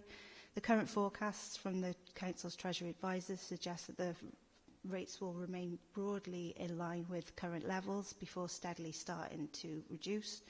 However, this position is reviewed on a regular basis, and this will be especially important over the next few months, considering there's a certain need to undertake new borrowing of around 20 million towards the end of the 24-25 financial year. We also will see the impact of reducing internal borrowing capacity as well as the possibility that the remaining LOBO loans will be called during the year. So because of this reduction in investment balances, it means that the cash flow management will also be more challenging. And as a result, it is much more likely that short-term borrowing will be needed to undertake with managing day-to-day cash flow requirements. And as and when this is required, it will be the head of finance has the necessarily delegated authority in order to undertake this. I just wanted to mention as well that we will be including historical data in this report going forward. So the committee is asked to note the report and provide any comments and considerations for Cabinet. I'm happy to take any questions. Robert? Yeah, it's just an additional comment, if that's okay, Chair. It's just to really re-emphasise what Laura said, is we've sort of had a fairly benign few years in terms of Treasury management, but we are sort of moving into a different sort of phase now where that underlying need to borrow really is coming to the fore. So as Laura said, we'll be sort of taking a more active role, if you like, in terms of managing our cash flow, but also seeking opportunities to take borrowing at the right time to make sure that, you know, if there are temporary rate drops, which, you know, can happen and did happen during last year, we can be ready to take advantage of those, because we know that ultimately that long-term need to borrow is there. So the reports that you'll receive as a committee going forward may look at, you know, we'll start to show that different picture emerging. So yeah, a different phase that we're going into now. Robert, any questions? Oh, no questions. Can I just say, obviously the investments have gone down quite substantially and your net borrowings have gone up quite substantially. I assume that's because capital projects are coming online now when you're spending enormous amount of money on, I don't know whether not council houses, whether it's schools and such like. Is that where most of the money's going now, is to revigorate and build new schools, etc.? It's a mix, so it's a continuation of the capital programme, so we've got quite a large capital programme for the authority, but also our reserves are decreasing in line with what they've been approved to be used for, which reduces our internal borrowing capacity. That's okay. It's just that people see these figures go up and all of a sudden they think, there's no context on it. And I think it's that context around, you're delivering the capital programme which the council set out over a number of years. So, they are getting some value for money in regards to new schools and such like, which will obviously add and hopefully increase the attainment levels. Kids going into a new school, that makes a huge difference to young people's learning and that. So, okay, any comments? Basically, sorry, Jason. Oh, Norma, sorry. You're on mute. Yes, thank you, Chair. I first of all like to comment that this is a really good report, and it's a very clear report, and it enables the committee to really understand the financial challenges that the council are faced with. And it is a very challenging scenario, isn't it? As with other councils going forward, very challenging. And I'm just sort of looking at, how do we mitigate that? And it's very difficult. And I probably asked these questions before, but what are we doing again in terms of divesting ourselves of assets? And I'm sure I've asked that question before, because that could be a way of bringing in income. And to the other point, and I think I probably asked it again, I remember someone explaining to me that loans for developers were related to partnership regeneration schemes. And we've got 10.3 million on loan to developers. And, what's the timescale for repayment of that? And are there any risks around that 10.3 million? Robert? Yeah, so I see Marion's got his hand up as well. So just taking the first point, in terms of assets, so the council does have an asset programme, an ongoing review around assets. That isn't solely focused on reducing the number of assets. That's as much about asset optimisation in terms of their usage as well. Making sure that before we go and acquire any assets, we make use of the assets that are already in existence. In terms of the developer loans, so there's a bit of a mixed picture in terms of when they're due. In the majority of cases, so there's 3 developer loans. The 2 larger ones, neither have yet reached the position where those loans are due for repayment. Right. They're normally linked to like a kind of practical completion date, something like that, and then the loan is either due at that point or so many years, normally so many years beyond that point. So yeah, we haven't, with the 2 bigger ones, we haven't quite got to the point yet. Inherently, there is a degree of risk with those sorts of initiatives. So we do wherever we can take the appropriate steps to mitigate those risks. So, for example, with two of the two bigger loans again, we have fully funded those through our capital programme.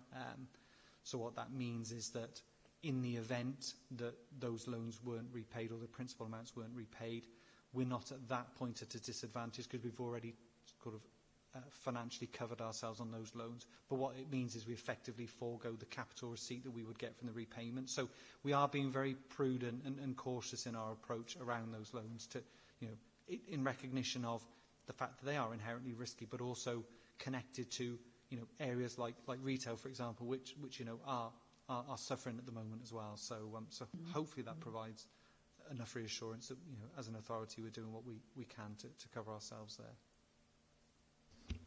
Thank you, Robert. Tracy, did you want to pick up assets? Because I think you're responsible for selling assets, or not personally responsible, but reviewing them. It's within your team. It is, and not personally for all of them. But as Rob says, there's a cross-council set of people working on quite an extensive programme of asset rationalisation. But it doesn't always mean reduction. It means repurposing often. And change in use often, but hopefully there will be some rationalisation in there, and that also affects the risk on the corporate risk register, of course. Thanks. For that, Tracy. Thank you. Don? Yeah, I just wanted to get clarification on what you said, Robert, with doing it. So would it be, what I'm about to say, would it be a true reflection of what you said? You've got a £10 million loan that's owed, so you write off the loan and on the basis that you've got it covered.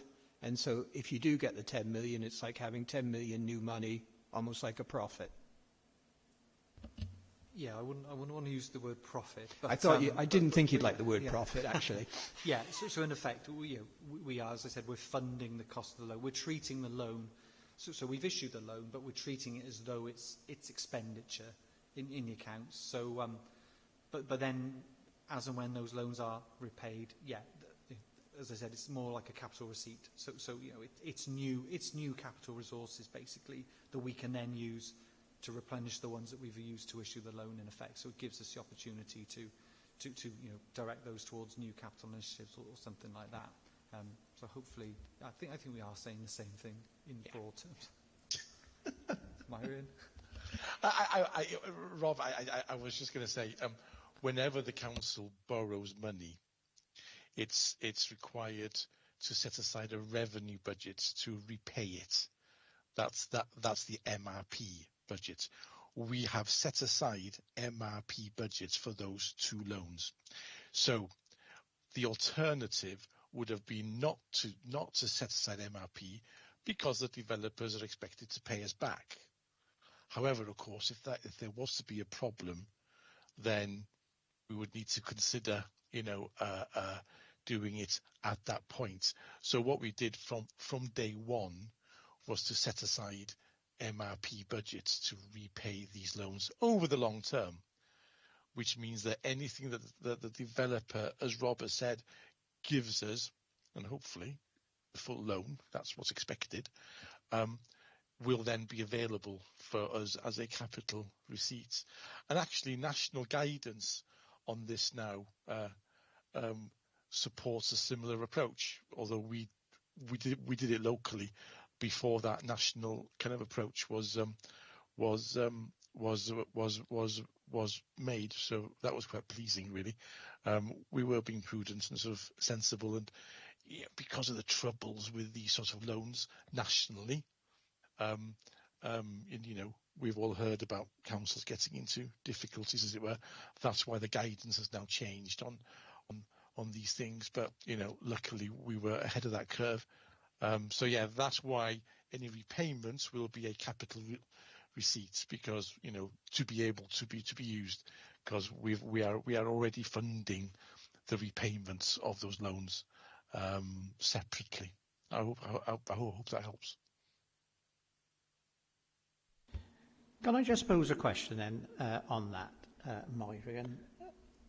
Whilst you're granting a loan to a development company and then obviously you're borrowing to backfill that, does the council make a loss or does it actually make a profit? Because clearly, if the interest rate you're loaning the developer to, or whatever repayment it is, and you actually have to borrow money to backfill that, could it be seen that the council may actually lose money? So, this is a simple view for me here. You lend £10 million, and you hope to get back, I don't know, 12 million with interest or whatever it is.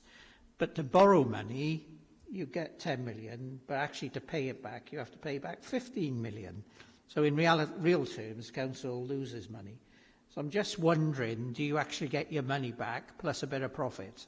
Or what, the interest payment on it?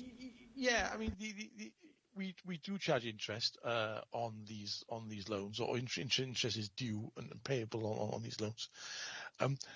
The rates that we set is as much influenced by the need to keep on the right side of state aid as kind of anything else, and therefore the council needs to ensure that the interest rates is commensurate with the principles of state aid. Do we make a profit? I don't know. We haven't done those kind of calculations, but it's reasonably comparable with our own borrowing costs in terms of interest. So without having done the figures, I can't quote you a figure, and certainly in this context, in a public meeting, I don't think that we want to be talking about it as well in terms of the detail. I haven't got it anyway, but I think that there is a reasonably comparable rates that we borrow at and what the developers are charged, although, as I said, it's as more dictated by state aid rules than as much as anything else. Yeah, maybe not for this meeting, maybe by way of a confidential report, but what I wouldn't want is the council to be making a loss on it in some respects. But again, that's something, you said you haven't worked out the figures, so, I'd just welcome that discussion at some stage. As you wish, Chair, and you know how to get in touch with me, so as you wish. Yeah, thanks, Myron. Norma? I would support further discussion on this, really, because it raises some concerns. I understand the need for regeneration, improving the air, physical environment of Newport, etc., and that, you have to go in partnership with developers. But we all know the issues around managing developers as well, and how their costs rise once they've gone into your contracts with them, etc., etc. So it'd be good to have some form of analysis that these arrangements that we go into with developers is either likely to lead to an income of some sort at the end for the council, or whether it is going to be a loss. And I'm not saying it's a bad thing that it's a loss, because if as a result of that we've improved, we could put a value in terms of how the area has been improved as a result of those arrangements. But, it's fundamental, isn't it, to know exactly what we're getting for our money. Myron, shall we, I think the picking up Norma's point, it may be that we have clearly we're going into territory where it may be commercially sensitive or whatever and such like. It may be worth getting a briefing from yourself and then maybe a confidential report if it's required in the future. Because again, I agree with Norma. Sometimes you need to invest and not necessarily make a profit, because there's other unforeseen benefits that come with it as well. So it's just knowing, and I don't want to go into each individual one, but it may be worth, as you said, a briefing at some stage would be very useful. Chair, I'll leave it to you to maybe make contact with me if you want. Yeah, okay. We can discuss what that briefing looks like.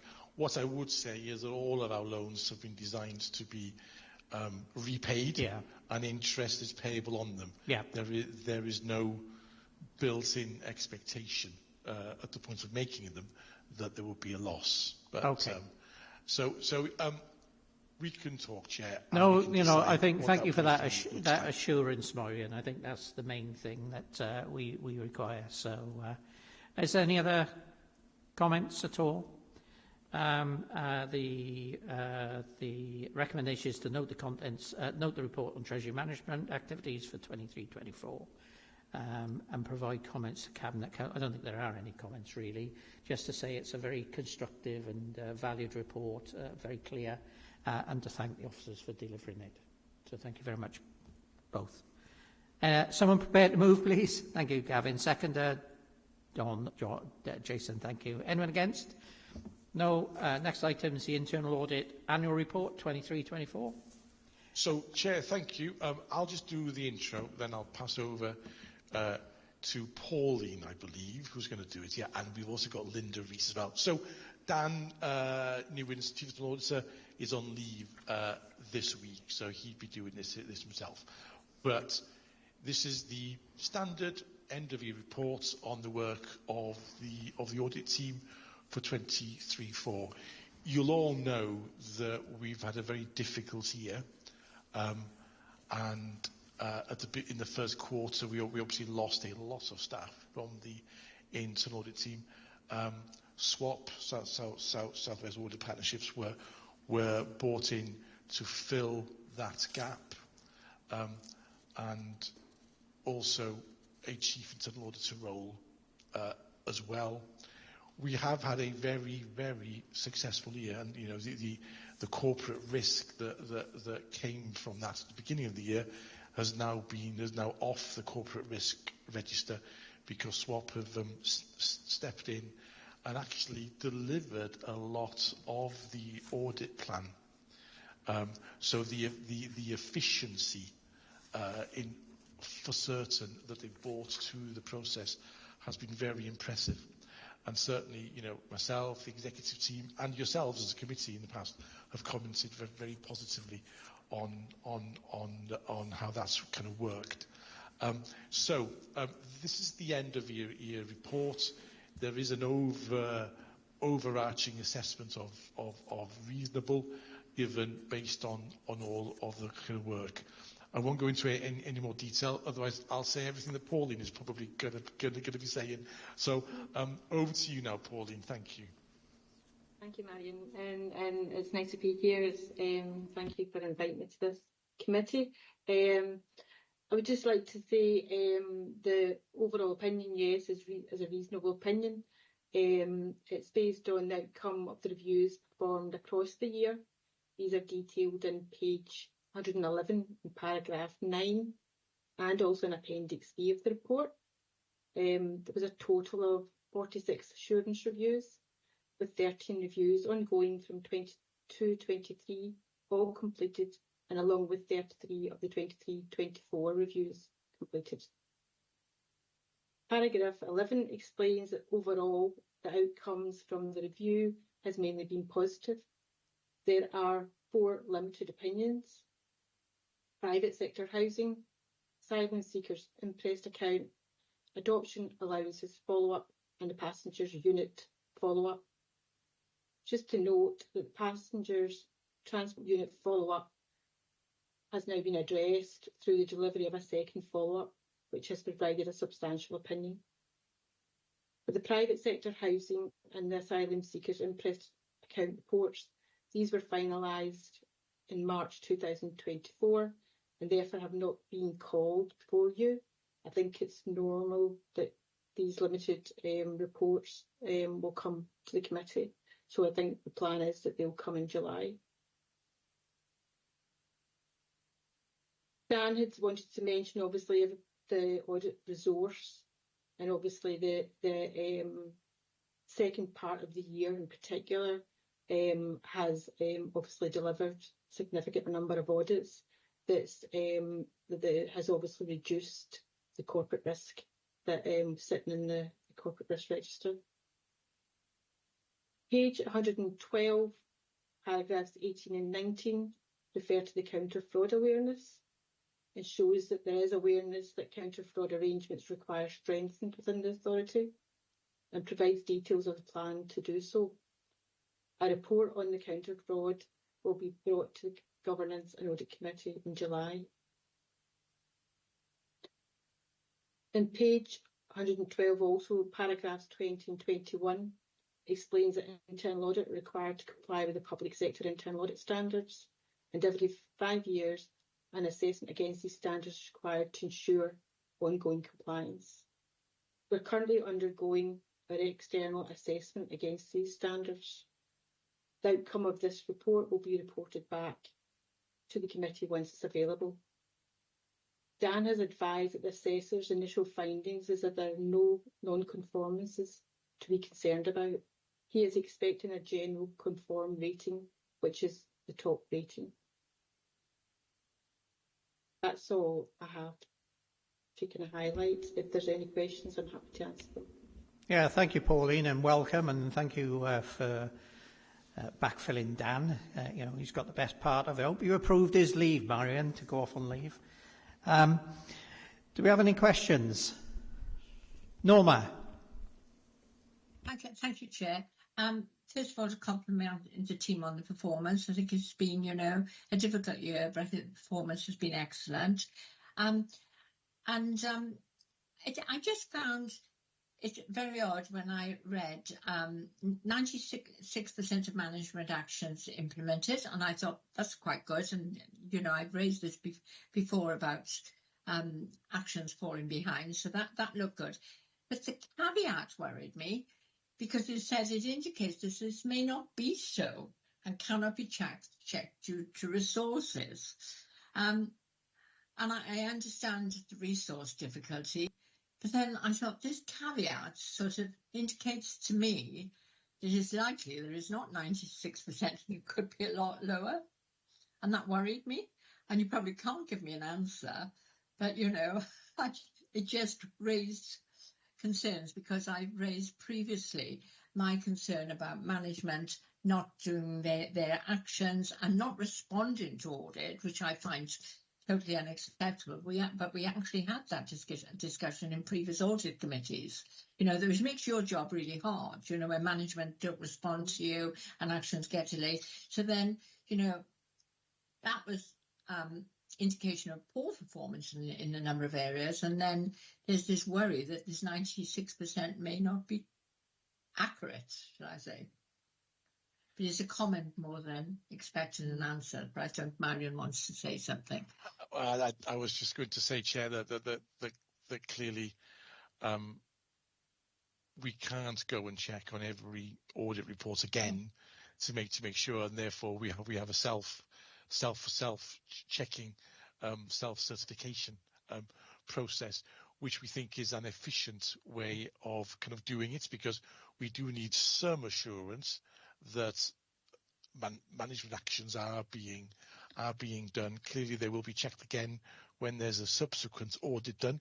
That can be a number of years down the line, as we all know, and therefore, for a kind of efficiency's kind of sake, that self-certification really process is kind of what we follow. It just isn't possible to sort of do it in kind of any other way. It would take up too much of the audit's time, and we'd be doing less audits, which we think on balance is not the right approach. There is nothing to suggest that managers out there are lying or being over optimistic about what they are doing. So I couldn't prove that to you, of course, because it is a self-certification process. But, from what we know of our services and of our colleagues, we don't believe that there's anything untoward going on when they do say that they've done things or not done things. So I hope that gives some assurance, but I do get your point, Norma. It's just one of those things that we have to live with, unfortunately. Norma? Can I just come back on that? I understand. I'm quickly running through my head when I was running divisions and directorates how I handled audit, and my engagement was audit. And I think there is a responsibility, and I understand the pressure on the audit team. I wouldn't want it any more on them, because I think they're doing a great job as they are, as it is. But, it's whether those in charge of the directorates are overseeing the the implementation of these audit reports, because it's the responsibility of those at the top as well to make sure that these actions are fully implemented. So it might be a good thing, Marion, if you just reminded directors or heads of services their responsibilities there. Yeah, I mean, if the committee would like to make that sort of statement, then you know we can feedback the committee's feedback, which obviously would be an even stronger endorsement. Yeah. Yeah, I think we'll put that in the recommendation, Norma, that we we ask the management team and the heads of service and directors to reinforce the requirement that where there are audit recommendations that they keep on top of them, not just when they've satisfied them, but on an ongoing basis. That's the point. So I'm sure committee clerks will pick that up. Any other questions, Don? Yeah, first of all, I just want to echo what Norma said, that the congratulations to the audit team, because this is far greater than ever I would have expected. So they've done really well. My question really is to us is regarding on page 111.11 with regard to the adverse reports. I know adoption allowances. I know PTU. I don't know anything about private sector housing or the asylum seekers interest account. Questions to us as a committee. Usually when we see these adverse reports, we almost have an unwritten rule that we invite the people to come in and talk to us and tell us how they got to that situation. So I guess my question is to us as a committee, is there any reason why we wouldn't invite these people to come in and to tell us why it's adverse and what's going on? Chair, we've got Linda Rees on the meeting as well. Linda's one of my principal auditors, who one of the ones that haven't left, and Linda's played a very key role in kind of settling in the swap auditors. So I think that's really important for me to acknowledge, as well as as why this year has been a successful year.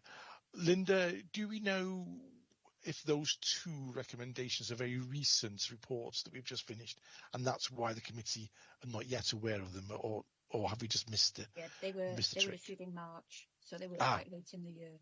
And Pauline said earlier that they may be called into the next audit committee in July. Fantastic. So, Chair and Dom, that's why you've not seen them yet, then, because they've only just been completed. So, if the committee would like to do the usual, which has been your practice, they can be called into your next meeting if you say that is what you want.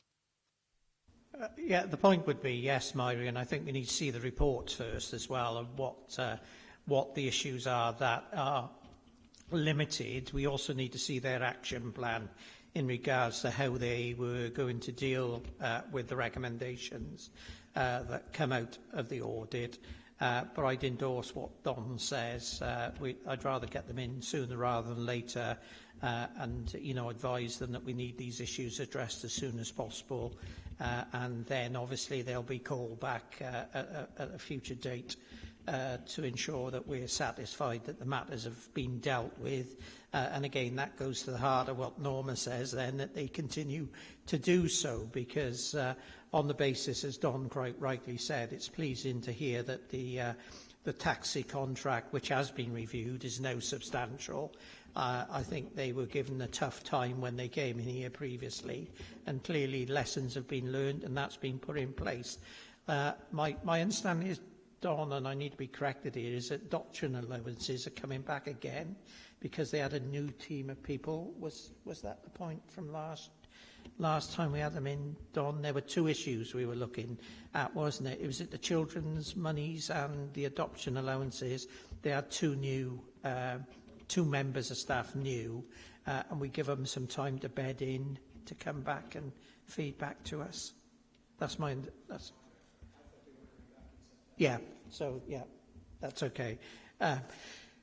So, yeah, so in regards to those issues, that's great. Yeah, we haven't seen them, and clearly we haven't seen them because they were only issued in March. So let's get them in sooner rather than later. The only other questions I've got is where we've got the limited, we've then got 1, 2, 3, 4, 5, 6. The opinion given is consultancy. I don't know what that is because obviously it's not one of the criteria. Does that mean they've gone out to consultancy or what?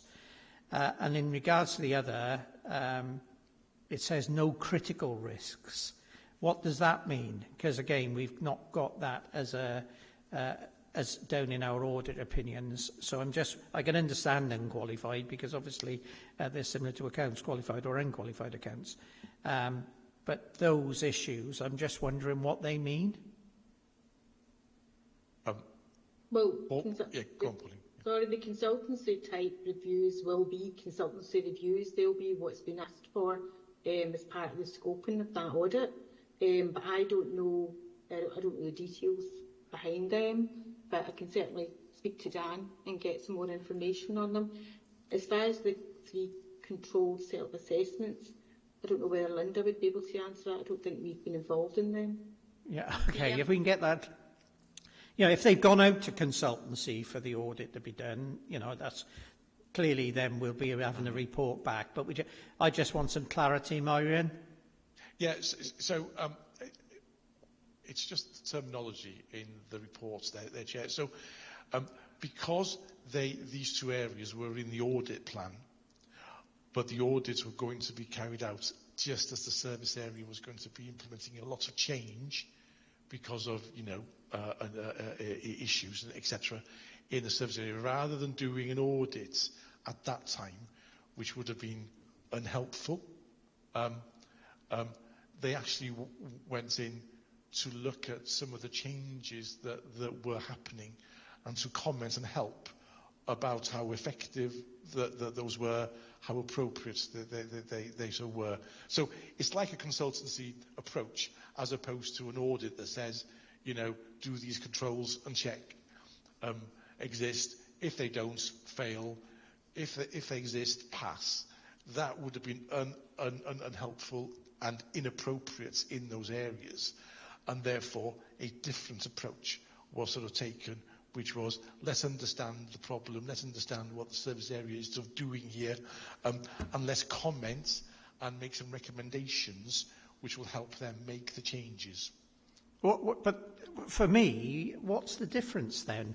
Why is it unhelpful? If these audits were in the plan, why isn't it right and proper that the audit team go in? Because clearly the intention of audit going in is to assist the department or the teams, and put corrective action in place if it's necessary. Yeah. So it's a reasonably, not very, but it's a reasonably thin line between both. But rather than going in when they know that the service area is changing a lot of the way that it does things, and coming out with an audit opinion that is limited, and things need to change. So why aren't we given the opportunity to get that assurance at this committee?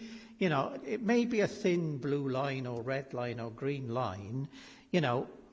If they're in the audit plan, then my view is they should be dealt with in accordance with the audit principles, not said, well, lots of directorates could say, oh, well, we're going to go through a change process, don't send the auditors in.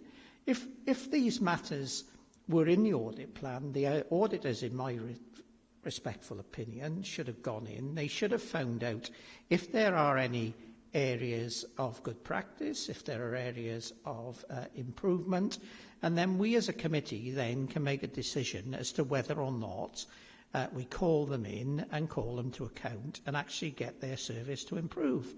On these, the consultancy ones, presumably we don't have that opportunity of doing that. We don't even see the report. We don't see anything. And on the no critical risks, if it's the same issue, we get the same again. They're saying there's no critical risks, but are there any risks? And I think that's the issue for me, Moira, and it's, you know, we're talking about semantics here. So therefore, you know, if we're an audit committee and these are in the audit plan, then isn't it right and proper that we should have the right to challenge those matters going through this committee? Let me sit down with Dan and we will come back to you on this one. These are a different approach to the normal, typical audit approach. And there are reasons why we do them. And the service areas find them helpful and they add a lot of value, as do the normal assurance-based audits as well. Because, you know, having a limited audit opinion is helpful because it then tells you that something's wrong and it needs to change. This is a different way of achieving it. And as you can see, it's only a very small number where this approach was kind of taken. But I take your view, and I acknowledge that, Chair. We'll come back and in our next regular updates of the audit plan and explain the difference in emphasis between both approaches. And we'll also raise if we're doing any other. I'm not aware that we're doing any this year at this time.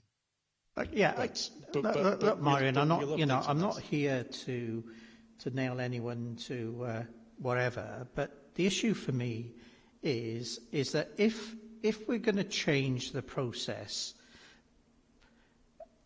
by way some of these audit matters are to be looked at, then surely that's a matter for discussion with the Governance and Audit Committee.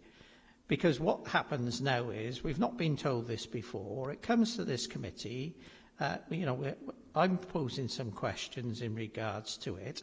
Now, if an outcome is, as a result of consultancy, there's some areas for improvement to be picked up, then are you telling me that a report will come to committee which picks up these areas which have been looked at by way of consultancy, by way of report? The same in regards to critical risks or no critical risks. Because if we get into the same end game, then, you know, there's, in some respect, there's not an issue. There's a matter for us to look at and to provide that critical friend challenge. But I would have thought, as a matter of courtesy, if we're going to change the way we do business, then someone should tell us as a committee. Shall I leave it there? Because you're going to have your discussion, and then obviously you can pick it up in due course. Yeah, I will check to see if we did, you know, mention it at all in the year. Okay. Sorry, I think Linda wanted something to say. Linda, sorry. Yes, just to confirm that a report is written and it's a position statement, so it sort of tells them the position as it is, as we see it, and we do include things that they're doing that we think they're doing right and things that they can improve on, and there are a list of recommendations at the end of the report which they need to make make comments and management actions on. So it's just to confirm that, really. But you see my point. That raises the very specific point. If there are items to be dealt with, then we should know about them as well. So, and we don't at the moment. So I understand what you're saying. So clearly there's a discussion to be had elsewhere. Jason.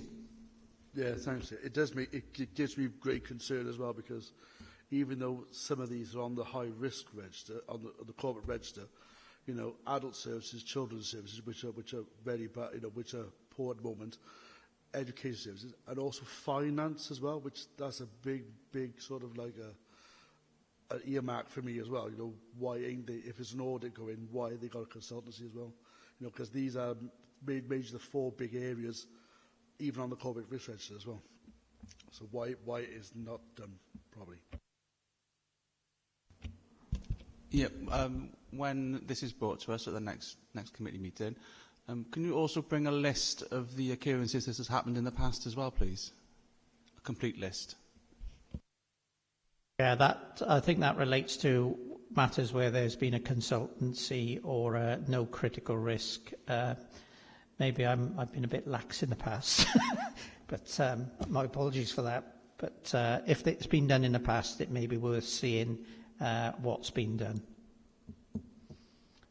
Linda, sorry. Yes, okay. It's The CRSAs, they're sent to residential homes in children's and adult services, and they're sent to all schools as well. And it's a self-assessment, so they have a list of controls that we would expect to be in place, covering various elements. And there's full compliance, partial compliance, or no compliance, or not applicable. So they need to just determine which one applies to them. And if there's a non-compliance or partial compliance, we would expect them to explain the reason for that. And sometimes there's mitigating circumstances in place that reduce the risk that would be in place if the control wasn't in place at all. So it is a self-assessment, and the risks are, there's 3 elements of risk. There's critical, significant, and moderate. Obviously, critical is the worst, moderate is the lowest. And basically, the self-assessments that we'd received, there were no critical risks identified, but there were moderate and significant risks in some of them. And thank you for that, Linda. So you've taught me and told this committee something completely new that we were not aware of, I'm sure. So, you know, thanks for the clarity. And the problem is, that's why I've raised it, you don't know what you don't know. So I think if, you know, Marion takes it back, we can have an understanding of the way these matters are dealt with. So it gives us the certainty and the assurance that we can move this forward. And obviously, if there are critical risks or, you know, areas for improvement or whatever it is, then we can deal with them as a committee. So it's just squaring that circle and getting the right governance correct in regards to dealing with these matters. Okay, are there any other comments? No? So the recommendations are that the annual audit report 23-24 and the annual audit opinions be noted and obviously endorsed by the Governance and Audit Committee. But clearly, I think we need to pick up the issues that are raised in regards to these consultancy and no critical risk matters moving forward. And then, Myrian, if you could provide, or Dan can provide a report for the next committee, even if it's the update, to cover those issues and so that we have an understanding of what is actually going on and whether they'll be used in the future. And if they are, at least we know what we're dealing with. Someone prepared to move? Thank you, Gavin. Can I have a seconder? Thank you, Jason. Anyone against? No. Thank you. Item 11 then is the work programme. We've got the work programme before us. Clearly, are any comments on that? Obviously, the call-ins will have to be added to the July committee, because again, I think we've got others coming in September, the other call-ins in September. So that would be useful. And Tracy may be setting up a bit of training as well for the new members and refresher for us elder members. Yeah, I suggest that, Chair, and there were a few people who couldn't attend, so yeah. we'll set up a date either ahead of the next committee or perhaps because it's in the summer ahead of the one after, and to confirm those audit call-ins will be on the amended work. That's lovely. Thank you very much. So subject to that, we asked to endorse the proposed schedule, which I suggest we do, and then we confirm the list of people which we've got for the next committee. And obviously we need the reports to consider before we look at the individuals before they come in. Myrian. Chair, committee, it would be remiss of me not to mention that this is Rob's last meeting at Governance and Audit. He is sadly leaving Newport for a role at Torfaen Council. So with the promotion, very well deserved. So I just wanted to just mention that in case you wanted to say a word or two. But clearly the committee have benefited a lot from sort of Rob's words and explanations, etc., over the last 3 years. And you know, it'll be sad to see him go, but we're pleased that he's going, you know, for a well-deserved promotion. Thank you for that, Mike. You jumped in before I actually got a mover and a seconder on my forward work programme. So you were a bit That was a preemptive strike, I reckon, tonight. So just to pick up that last point. The other one is we're expecting a report from Myrian on the audit, the housing benefit report and that. I think we just need a report on that. So someone prepared to move, please? Oh, thank you. Can I have a seconder? Thank you. Or anyone against? No? Okay. Matthew, did you want something to say? Yes. Thank you, Chair. Just briefly, there's probably a couple of items we can add to the forward work programme from Audit Wales' perspective, but we can pick that up outside the meeting and ensure it's covered going forward. One of them being the audit plan at the July meeting. Lovely. Thank you. You'll expect a message from Audit Wales to pick up the reports and that they're going out next time. Anyway, Robert, sorry, I apologise. I didn't want to steal Marian's thunder there. Firstly, many congratulations on on your promotion and moving up the Torvine. I'm sure we all wish you well, and if you serve them as well as you serve us on a committee, I'm sure you'll be well respected up there. Clearly, you will be missed by us. I think many people say that the quality of the reports that come from you and your team, are really thoughtful and certainly explain things in reasonably clear language, plain English, because, as I always say, local government finance is a bit like a dark art, really. Maybe you're going to get your wand up in Torvine and work your magic up there as well. But can I just say thank you very much. We do wish you well. I don't know whether any other committee want to say it. You've been a well-respected member of Governance and Audit, certainly for as long as I've been chairing it, and I'm sure a long time before. Clearly, I expect you're leaving a legacy. We've got people, I'm sure, who will hopefully take over the baton, but just to wish you well in your future. Okay, the next meeting is the 25th of July, and on that note, can I thank all members of the committee for their contribution this evening, and it was greatly appreciated. Can I thank our colleagues from Audit Wales?